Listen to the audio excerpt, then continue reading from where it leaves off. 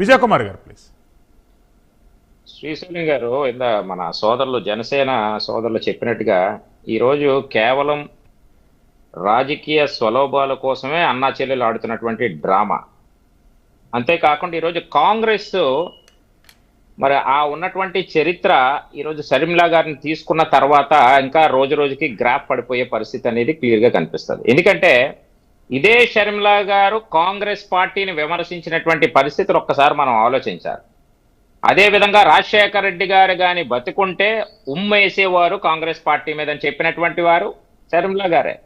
అంటే వీళ్ళు డ్రామాలు అంటే ఇక్కడ రాష్ట్రం ఏమొచ్చి అన్నకి తెలంగాణలో వెళ్ళిపోతే తెలంగాణ రాష్ట్రం చెల్లికి అన్న విధంగా పనిచేసుకోవాలన్నటువంటి ఒక ఆలోచనతోనే వీళ్ళు వేసినటువంటి డ్రామా.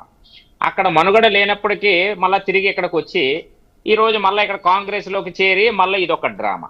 అంటే నేను ఒకటి షర్మిలా గారిని అడగదలుచుకున్నాను. ఎవరైతే జగన్మోహన్ రెడ్డి గారిని గెలిపించడం కోసం అన్నాన్ని గెలిపించుకోవడం కోసం రాష్ట్రం అంతా తిరిగి మరి ఆ రోజు ఏ విధంగా ప్రచారం చేసినటువంటి జగనన్న వదిలినటువంటి బాణాన్ని చెప్పుకున్నటువంటి ఈవిడి ఈ రోజు అదే అన్న మీద ప్రత్యేక హోదా తేలేదు, క్యాపిటల్ లేకుండా చేసేశాడు అని చెప్పి మాట్లాడుతూ ఉన్నారు. మాట్లాడేటప్పుడు ఇప్పుడు గుర్తొచ్చింది షర్మిలా గారికి 3 రాజధానులు పెట్టాడు, ఒక్క రాజధాని పెట్టలేదు అన్నటువంటి మాట ఈ రోజా గుర్తొచ్చింది. అదే విధంగా ఈ రోజు ఏదైతే ప్రత్యేక హోదా గురించి ఈ రోజా గుర్తొచ్చింది, పోలవరం గురించి ఈ రోజా గుర్తొచ్చింది షర్మిలా గారికి. ఇన్ని రోజులు ఏమైపోయింది ఆవిడ షర్మిలా గారు? ఎందుకు మాట్లాడలేదు? ఆ రోజు మాట్లాడలేనటువంటి వ్యక్తి ఈ రోజు వచ్చి మాట్లాడుతూ ఉన్నారు అంటే జనాలు నమ్మే పరిస్థితిలో ఆంధ్రప్రదేశ్ రాష్ట్ర ప్రజలు పిచ్చోళ్ళు అనుకుంటా ఉన్నారండి వీళ్ళు. అంటే కేవలం ఏంటంటే వీళ్ళు స్వలాభాల కోసం, అంటే వీళ్ళు ఏంటంటే వీళ్ళే అధికారంలోకి ఉండాలి, ఇంకెవరో ఉండకూడదు అన్నటువంటి ఒక దుర్మార్గమైనటువంటి ఆలోచన తప్ప ఇంకో లేదు.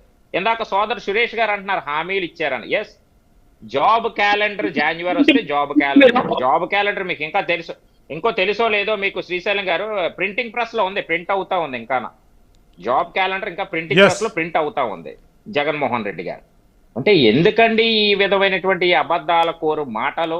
సురేష్ గారు, మీరు వైసీపీ నాయకులు అయ్యి ఉండొచ్చు, కానీ వాస్తవాల మాట ఇంకొక మంచి మాట అన్నారు. అంబేద్కర్ గారు ఇచ్చినటువంటి స్వేచ్ఛ, yes, very good, as per the Indian constitutional right. Babasaheb Ambedkar has given constitutional right for everyone this country. అది నడుస్తా ఉందా? సురేష్ గారు గుండెల మీద చేసుకొని చెప్పండి. ఈరోజు ఆంధ్రప్రదేశ్ రాష్ట్రంలో రాజారెడ్డి రాజ్యాంగం నడుస్తోందా? ఈరోజు ప్రశ్నించే హక్కు ప్రతి ఒక్క భారతదేశంలో పౌరుడికి ఉంది. బట్ వై, ఎందుకు భయపడతా ఉన్నాడు మీ జగన్మోహన్ రెడ్డి గారు? ఆయన ఎక్కడికన్నా వెళ్తే ప్రతిపక్ష పార్టీ నాయకుల్ని ఇంట్లో దగ్గర హౌస్ అరెస్ట్ చేయడం ఎందుకు? 175 సీట్లు వై నాట్ అని ఈరోజు మాట్లాడుతున్నటువంటి జగన్మోహన్ రెడ్డి గారు మరి ఎందుకు ప్రతిపక్ష పార్టీని చూసి భయపడుతున్నటువంటి పరిస్థితి? ఈరోజు జనసేన పవన్ కళ్యాణ్ గారిని కానీ చంద్రబాబు నాయుడు గారు కానీ ఈరోజు జరుగుతున్నటువంటి బహిరంగ సభలో సక్సెస్ఫుల్. ఈరోజు జనాలు మీరు నమ్మరు, మొన్న 5 రోజులు నేను అరకులో ఉన్నా, శ్రీశైలం గారు రా కదలిరా ప్రోగ్రాం అరకు పాడేరు 2 నియోజకవర్గాలే. 2 నియోజకవర్గాల్లో we expected about 30,000 people. But గతంలో ఎవరైతే స్వర్గీయ నందమూరి తారక రామారావు గారు వచ్చినటువంటి సమయంలో వచ్చినటువంటి జనాలకి మించి 70,000 మంది పైబడి వచ్చారు. ఐఎమ్ ద హోస్టింగ్, అందులో నేను ఆ మీటింగ్ హోస్టింగ్ నేనే చేశాను. చంద్రబాబు నాయుడు గారు ఈజ్ వెరీ హ్యాపీ. అంటే ఎందుకు?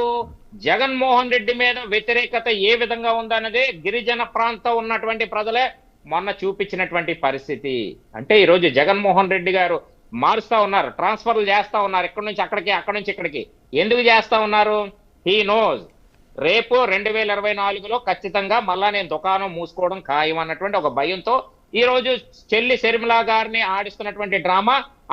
ఆవిడని తీసుకొచ్చి ఇక్కడ ఈ వీళ్ళని పంపించి ఈ vote bank Janasena TDP vote bank ని కొల్లగొట్టాలని. ఇది జరిగే పరిస్థితి కాదు. 2024లో టీడీపీ జనసేన ప్రభుత్వం ఏర్పాటు అవుతుందనేది ఆయనకు